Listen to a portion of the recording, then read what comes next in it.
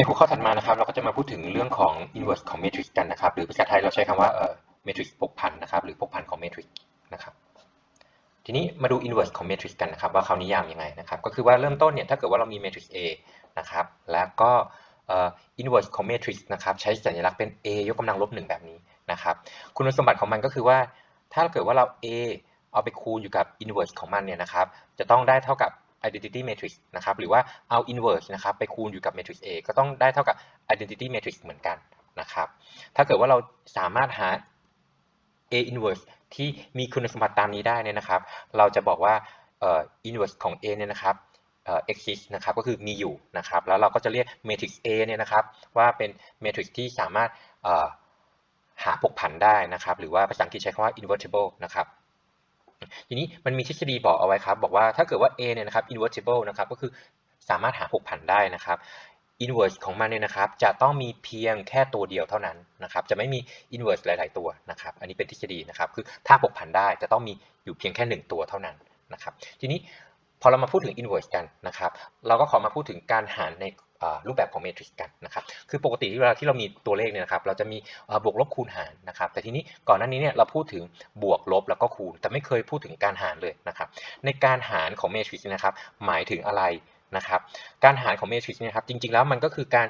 คูณด้วย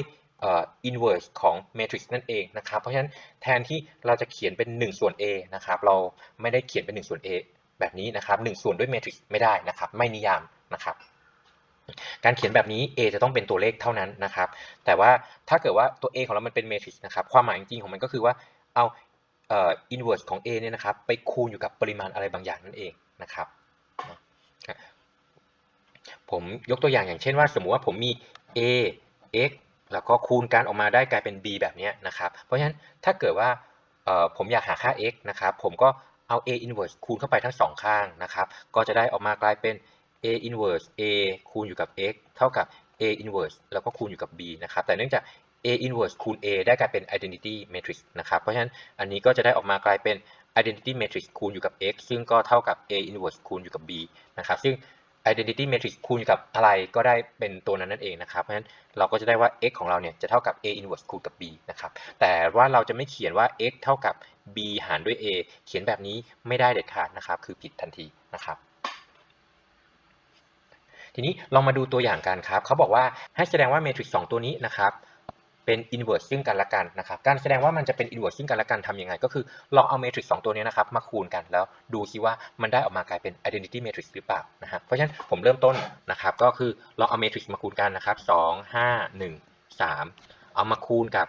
3ลบ5แล้วก็ลบ1 2นะครับก็คูณทีละแถวนะครับก็25คูณกับ3ลบ1นะครับก็จะได้กลายเป็น6ลบ5นะครับก็เป็น1นะครับถัดมา25คูณอยู่กับลบ52นะครับก็จะได้กลายเป็นลบ10แล้วก็บวก10นะครับก็กลายเป็น0นะแล้วก็ถัดมานะครับ31คูณอยู่กับ3ลบ1ก็ได้ออกมากลายเป็น3ลบ3ก็เป็น0นะครับแล้วก็ตำแหน่งสุดท้าย13คูณอยู่กับลบ52นะครับก็จะได้ออกมากลายเป็นลบ5กับ6นะครับก็ได้กลายเป็น1นะครับเพราะฉะนั้นคูณมาได้กลายเป็น identity matrix นะครับแต่นี้อย่าลืมเช็คลองกลับกันดูด้วยนะครับกลายเป็น3ลบ1ลบ5แล้วก็2นะครับคูณอยู่กับ2 5แล้วก็1 3นะครับว่าคูณออกมาได้อะไรนะครับก็ผมขออนุญาตใส่ตัวเลขไปนะครับก็ปรากฏว่าคูณออกมาก็ได้กลายเป็น1001ก็ได้กลายเป็น identity matrix อีกเหมือนกันนะครับเพราะฉะนั้นเราก็เลยได้ว่าmatrix 2ตัวนี้นะครับเป็นผกผันซึ่งกันและกันนะครับเพราะฉะนั้น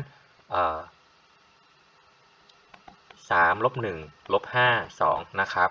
แล้วก็2 5แล้วก็1 3นะครับเป็นผกผันซึ่งกันและกันนะครับ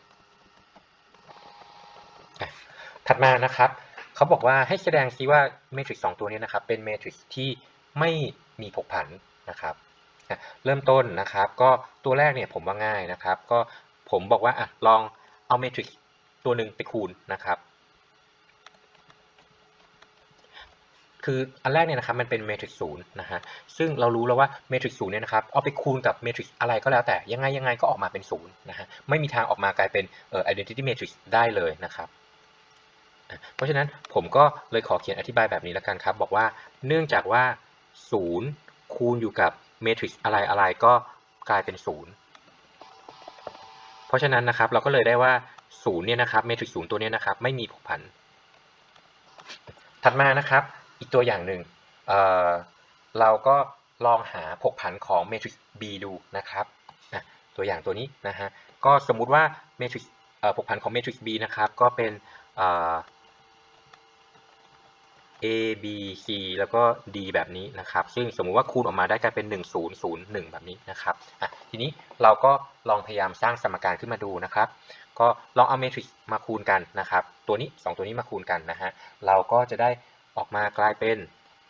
A บวกกับ 2C นะครับส่วนอันล่างก็จะกลายเป็น 2A บวกกับ 4C นะครับต่อมาหลักที่2ก็จะได้ออกมาเป็น B บวกกับ 2D นะครับแล้วก็2B นะครับบวกกับ 4D นะครับก็จะเท่ากับ 1001นะฮะเพราะฉะนั้นเราก็จะได้ว่า A บวก 2C นะครับจะเท่ากับ1และก็2A บวกกับ 4C นะครับจะเท่ากับ0หรือถ้าเราตัดทอนเจ้าตัวนี้อีกนิดนึงนะครับเราจะได้กลายเป็น A บวกกับ 2C จะเท่ากับ0นั่นเองนะครับซึ่งเราจะเห็นได้ว่าเขาบอกว่า A บวก 2C เท่ากับ1แล้วก็ A บวก 2C เท่ากับ0มันขัดแย้งกันเองนะครับเพราะฉะนั้นหมายความว่ามันจะไม่มี A กับ C ที่ทำให้สมการ2ตัวนี้เป็นจริงแน่นอนครับ A กับ C ไม่มี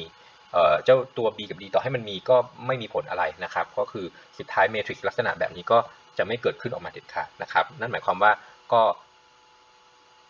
มันจะไม่มีผกผันนั่นเองนะครับเพราะฉะนั้นเราก็เขียนสรุปนิดนึงครับก็บอกว่าเนื่องจากว่าเกิดความขัดแย้งนะครับเพราะฉะนั้นเราก็เลยสรุปว่า B ไม่มีผกผันนะครับ